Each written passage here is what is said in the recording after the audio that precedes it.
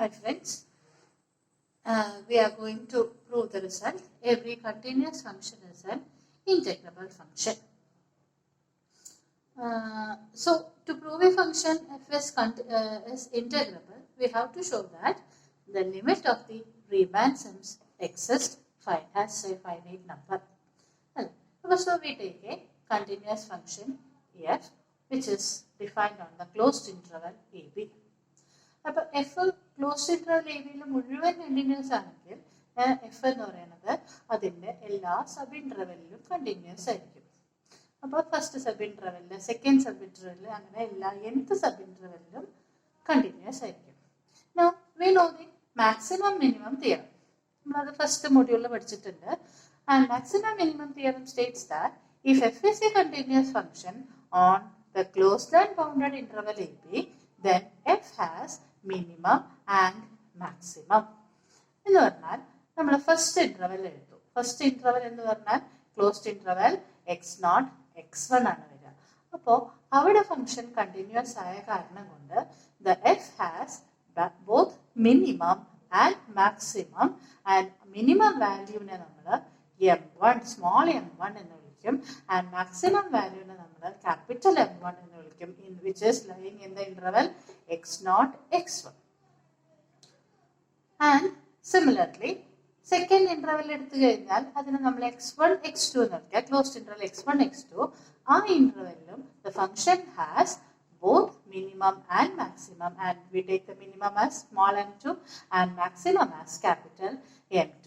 Likewise, we can define, we have m1, small m1, m2, m3, etc., mn, which are the minimums in the intervals, first interval, second interval, and etc., nth interval.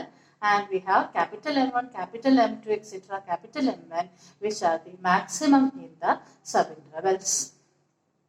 അപ്പോൾ നമ്മൾ first sub ഇന്റർവെല്ലിൽ consider ചെയ്ത് കഴിഞ്ഞാൽ first sub ഇന്റർവെല്ലിലെ minimum value ആണ് m1, maximum value ആണ് capital M1.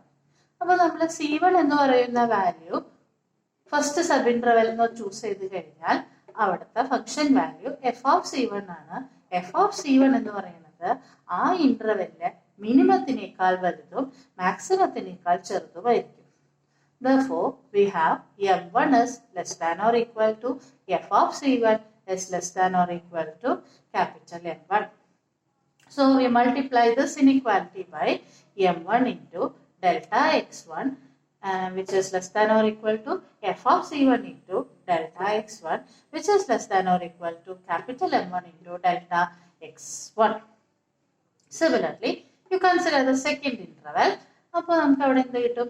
m2 is less than or equal to f of C2 is less than or equal to capital M2. So we multiply that inequality by its interval length delta x2. Therefore we have m2 into delta x2 less than or equal to f of C2 into delta x2 less than or equal to m2 into delta x2. And proceeding, we have n such inequalities corresponding to the n subintervals. Okay, these are those inequalities. ഇനി നമ്മൾ ഈ ഇനെക്വാലിറ്റീസ് എല്ലാം കൂടി add ചെയ്യാണ്. അപ്പോൾ left most എന്തായിരിക്കും വരിക? Sigma. ഇതെല്ലാം കൂടി ആഡ് ചെയ്യുമ്പോൾ sigma k equal to 1 to n mk into delta xk.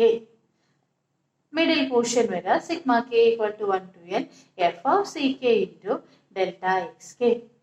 And the last vira sigma k equal to 1 to n mk, capital Mk into delta xk. And by the definition we know that this is the lower Riemann sum LP, this is the upper Riemann sum LP, and this is the Riemann sum corresponding to the points C1, C2, etc., Cn, and we take that as Sp. And we know that for a continuous function, limit norm p tends to 0, Lp equal to limit norm p tends to 0, Up. That is the lower Riemann sum Lp and the upper Riemann sum Lp is approximately equal when norm p tends to 0. Therefore, by sandwich theorem. എന്താ sandwich theorem പറയുന്നത്? You have L P, S P and U P. As നോൺ P tends to 0, L പിയും U പിയും same നമ്പറിലേക്കാണ് convert ചെയ്യുന്നത്, അല്ലെങ്കിൽ same നമ്പറിലേക്കാണ് പോകുന്നത്. അങ്ങനെയാണെങ്കിൽ മിഡിൽ ടേമും സെയിം നമ്പറിലേക്കല്ലേ പോവുക? ഈ ലിമിറ്റും ഫൈനൈറ്റ് ആയിട്ട് എക്സിസ്റ്റ് ചെയ്യുന്നുണ്ടെങ്കിൽ ലിമിറ്റ് നോൺ P tends to 0 S P exist ചെയ്യും. ഇത് എക്സിസ്റ്റ് ചെയ്യും കാരണം we have studied in the previous section. Therefore, limit non p tends to 0 sp exists finitely, which implies f is integrable. അല്ലെ, f integrable ആണെന്ന് prove ചെയ്യാനായിട്ട് അതിന്റെ limit of Riemann sum exist എന്ന് prove ചെയ്താൽ മതി. അപ്പൊ limit of arbitrary Riemann sum exist finitely implies f is integrable.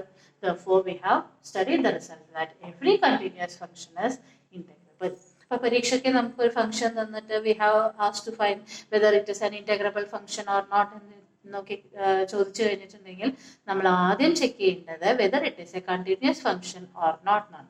Continuous function ആണെങ്കിൽ നമുക്ക് കൃത്യമായിട്ട് പറയാം it is N integrable function. Continuous അല്ല എന്ന് വിചാരിച്ചിട്ട് അത് ഇന്റഗ്രബിൾ അല്ലാതില്ല. കണ്ടിന്യൂസ് ആണെങ്കിൽ എന്തായാലും ഇന്റഗ്രബിൾ ആയിരിക്കും. Okay, thank you.